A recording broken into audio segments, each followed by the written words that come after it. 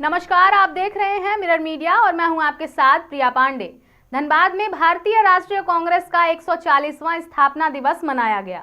इस दौरान जिला कांग्रेस कमेटी की ओर से पूर्व वरिष्ठ कांग्रेस नेताओं को सम्मानित किया गया।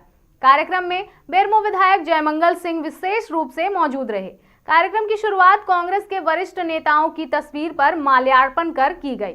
वहीं कार्यकर्ताओं को संबोधित करते हुए विधायक जयमंगल सिंह ने कहा कि कांग्रेस 140 वर्ष पुरानी पार्टी है, जिसने देश की आजादी से लेकर लोकतंत्र को मजबूत करने तक ऐतिहासिक भूमिका निभाई है।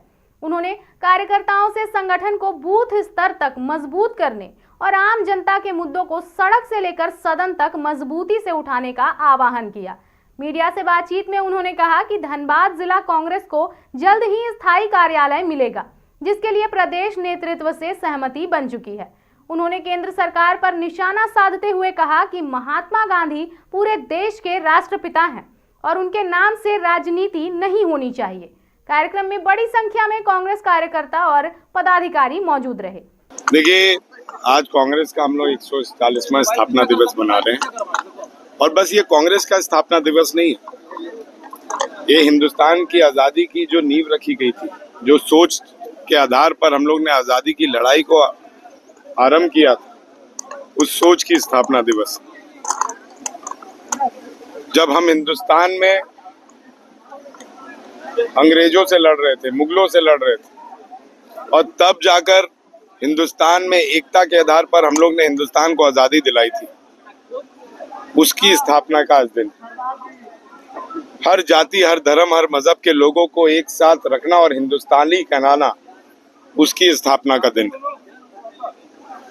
और इसीलिए आज के दिन पर वो तमाम कांग्रेसी कार्यकर्ता, वो तमाम कांग्रेसी पदाधिकारी, वो तमाम कांग्रेस के आइडियोलॉजी को मानने वाले तमाम लोगों को, तमाम परिवारों को हम प्रणाम करते हैं और उनको धन्यवाद देते हैं कि उन्होंने आज तक कांग्रेस का साथ नहीं छोड़ा। नए साल में आप कांग्रेस को एक नया कार्यालय का तोहफा देने वाली कार्यालय का, देखिए, ये कार्यालय मैंने पहले भी घोषणा किया था और ये कार्यालय उसी समय हम लोग ने जिलाध्यक्ष के माध्यम से चिन्हित भी कर लिया था और जो भी उसकी प्रक्रिया है, चाहे एग्रीमेंट की प्रक्रिया हो या फिर पेमेंट की प्रक्रिया हो, उसको भी हम लोग ने ऑलमोस्ट 70% पूरा कर लिया। लेकिन वो कार्यालय कांग्रेस पार्टी के नाम पर रजिस्ट्री होना है, कोई मेरे नाम पर रजिस्ट्री नहीं होना। उसके के लिए के राजू जी से बात हुई है, हमारे प्रभारी जी से, विजेंद्र सिंगला जी से बात हुई है और केशव माधव कमलेश जी भी उस पर काम कर रहे हैं कि कांग्रेस पार्टी कब उसकी रजिस्ट्री लेगी और कांग्रेस पार्टी रजिस्ट्री लेने के बाद फिर उस पर हम रेनोवेशन का काम शुरू आप कर रहे हैं। मैं भी डोनेट कर रहा हूँ, मेरे साथ तमाम लोग। अब अकेला तो उतना पैसा लगा के डोनेट नहीं कर सकता, तो हमारे जो समर्थक हैं या फिर हमारे जो सहयोगी हैं, हमारे आइडियोलॉजी को मानने वाले लोग हैं, वो तमाम लोग इसमें मेरा साथ दे रहे हैं। हाँ, सामने मैं हूँ, प्रस्ताव मेरे से गया था। चिन्हित कहाँ पर किया? अब सर चिन्हित ये जानने के लिए धनबाद जिलाई में, धनबाद में ही टाउन में। कहाँ पर उसको स्पष्ट कीजिए। अब मैं स्पष्ट कर दूं कि आप जाकर उसको भाड़ दें। वो प्रभारी जान रहे हैं, वो केसी वेणुगोपाल जी से कांग्रेस कार्यकर्ता, वो प्रभारी जान रहे हैं मेरे, वो केसी वेणुगोपाल जी जान रहे हैं, वो केशव माधव कमलेश जी जान रहे हैं। मैं नहीं समझता हूँ कि पार्टी के काम को मेरे को आपको बताने की जरूरत है। आप मेरे कार्यकर्ता का चिंता मत करें, वो मैं कर रहा हूँ। निश्चित तौर पर आज जिस हिसाब से हिंदुस्तान में द्वेष की राजनीति पर खेल चल रहा है और जब लोग महात्मा गांधी जी को भी नहीं छोड़ रहे, तो ये दुर्भाग्य है। महात्मा गांधी जी किसी पार्टी के सदस्य नहीं थे, महात्मा गांधी जी हिंदुस्तान के बापू थे। महात्मा गांधी जी ने हिंदुस्तान को आज़ादी दिलाई थी और तभी 80 देशों में उनकी मूर्तियां स्थापित है। अकेले हिंदुस्तान के लोग उन्हें नहीं मानते थे और उस समय मानते थे जब हिंदुस्तान की 90% पब्लिक इलिटरेट थी, कम पढ़ी लिखी थी, स्कूली शिक्षा नहीं थी। और उस समय महात्मा गांधी जी को पूरे विश्व में बापू का दर्जा दिया गया था, उनके आंदोलन को माना गया था।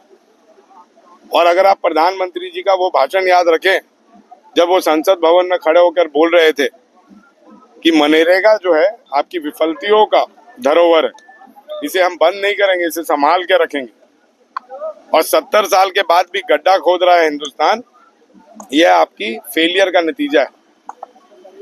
आज वही भारतीय जनता पार्टी महात्मा गांधी जी का नाम बदलकर उसे एक धार्मिक मुद्दों से जोड़कर कहीं ना कहीं वोट बैंक की राजनीति कर रही है। अगर इतना ही मनरेगा से उनको दिक्कत है तो मनरेगा को बंद करना चाहिए था, महात्मा गांधी के नाम को क्यों बदला? राजीव गांधी विद्युतीकरण योजना बंद नहीं किया गया, उसका नाम बदलकर दीनदयाल उपाध्याय कर दिया गया। ऐसे तमाम योजना जो कांग्रेस पार्टी की देन थी, लेकिन बस नाम बदल दिया गया।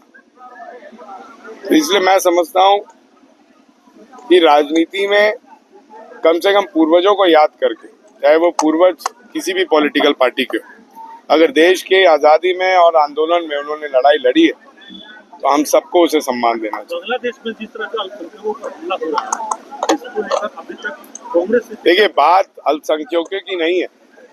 शायद आपने हमारी नेत्री प्रियंका गांधी जी का भाषण नहीं सुना। उन्होंने अपने भाषण में हिंदू भी बोला, उन्होंने अपने भाषण में दलित भी बोला, उन्होंने अपने भाषण में माइनॉरिटीज भी बोली। वो तमाम हिंदुस्तानी जो बांग्लादेश में हैं, उन पर हमला हो रहा है और हमारी सरकार चुप बैठी हुई है। उस पर पहल करने के लिए हम कांग्रेस पार्टी के हमारी नेत्री प्रियंका गांधी जी ने सदन में आवाज उठाई, और निश्चित तौर पे ये सरकार का दायित्व बनता है कि वो तमाम हिंदुस्तानियों की रक्षा करे जहाँ पे बांग्लादेश में उन पर जुल्म ढाया जा रहा है। फिलहाल इस खबर में इतना ही। हम फिर लौटेंगे कुछ प्रमुख खबरों के साथ। तब तक के लिए देखते रहें मिरर मीडिया।